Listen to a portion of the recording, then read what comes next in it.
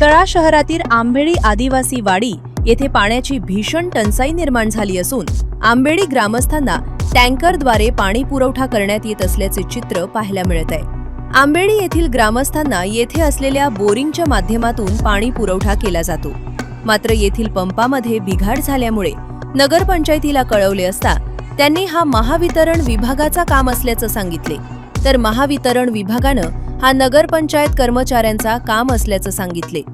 यामुळे येथील बोरिंग बंद अवस्थेत असून महिलांना दूरवरून डोक्यावर हंड्यानं पाणी आणावे लागत आहे। येथील आदिवासी महिला या रोजंदारीवर कामाला जात असून पाण्याची टंचाई असल्यामुळे त्यांना कामावरही जाता येत नाही। पाण्याची भीषण टंचाई लक्षात घेता शिवसेना युवा सेना उपजिल्हा प्रमुख तथा नगरसेवक रितेश मुंढे यांच्या माध्यमातून आदिवासी वाडीला टँकरद्वारे पाणी पुरवठा करण्यात येत आहे।